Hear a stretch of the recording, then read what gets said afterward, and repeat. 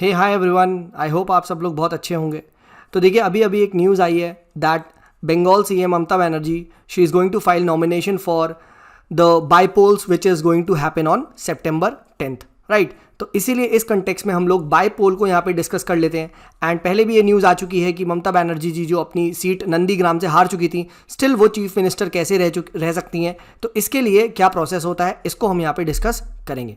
तो सबसे पहली बात, बाईपोल क्या होता है, यहाँ पे आपको ये समझने की ज़रूरत है।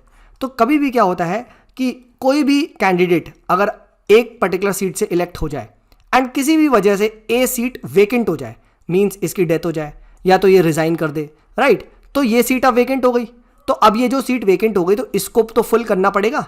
तो इसके लिए इलेक्शन कमीशन ऑफ इंडिया क्या करता है, दोबारा यहाँ पे इलेक्शन करवाता है and this is called as bypolls. यानी इस कॉन्स्टिट्यूएंसी के लोग दोबारा जाएंगे एंड यहाँ पे वोटिंग करेंगे। याद रखिएगा, सिर्फ कुछ कॉन्स्टिट्यूएंसी, पर्टिकुलर कॉन्स्टिट्यूएंसी में ही बाईपोल हो रहा है। मतलब ये मत सोचिएगा कि पूरा बंगाल यहाँ वोट करेगा, नहीं। लेट अस से जो XYZ कॉन्स्टिट्यूएंसी से वो लड़ रही है, राइट, ठीक है। तो यहाँ पे आप देख सकते हैं भाबिनापुर, इस जगह से वो लड़ेंगी, राइट। तो भाबिनापुर के जो लोग हैं वो आपका वोट करेंगे। तो पहली चीज तो ये आपका बाईपोल होता है, right. It is used to fill an office that has become vacant between the general elections, right, ठीक है। अब वैकेंसी बहुत सारे रीजंस की वजह से हो सकती है, जैसे मैंने आपको बताया था कि सडन डेथ हो जाए या तो वो रिजाइन कर दे या वहाँ पे कुछ क्रिमिनल केस उसके रिगार्डिंग आ जाए एंड देन वो डिस्क्वालीफाई हो जाए किसी भी रीज़न से। तो क्या हो जाता है, तो हमें कंटिन्यूटी मेंटेन करनी है, तो किसी ना किसी को ऑफिस में अपॉइंट करना है, तो इसके लिए इलेक्शन होगा। अब बात आती है सेकेंड केस की कि ममता बनर्जी जी ऐसा क्यों कर रही हैं। तो उसका आंसर है आर्टिकल 164 सब क्लॉज 4। अगर आप कॉन्स्टिट्यूशन ऑफ इंडिया को ये उठाएंगे एंड ये पर्टिकुलर आर्टिकल को पढ़ेंगे, राइट, तो यहाँ क्लियरली लिखा है कि एक मिनिस्टर मैक्सिमम 6 कॉन्जिक्यूटिव मंथ्स तक ही आपका मिनिस्टर रह सकता है।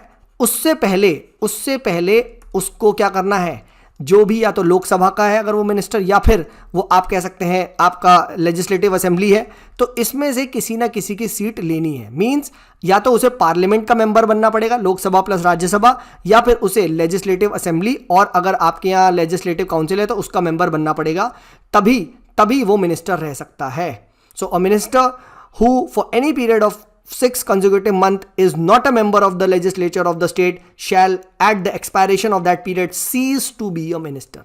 तो या तो सीएम वो रिजाइन कर दें, राइट, या फिर उनको ये सीट जीतनी होगी एंड जीत के वो मेंबर बन जाएंगी। एंड जब मेंबर बन जाएंगी तो वो आराम से क्या हो सकती हैं, चीफ मिनिस्टर पूरे 5 ईयर टर्म तक या जब तक उनकी सरकार है तब तक रह पाएंगी।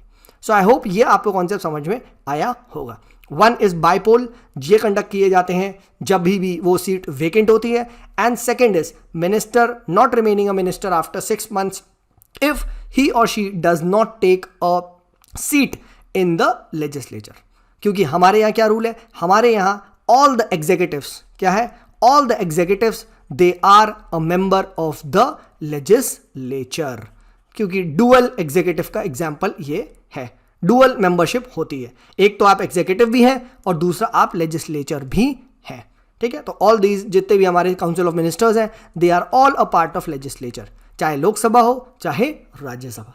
तो ये चीज़ यहाँ पे ध्यान रखिएगा। सो आई होप आपको ये कॉन्सेप्ट समझ में आया होगा। And if you want to join any of the courses then you can simply download the PSIR club app from the Google play store and you can enroll in all those courses. मिलते हैं आप लोगों से एक और short concept video के साथ, तब तक के लिए bye bye and stay safe.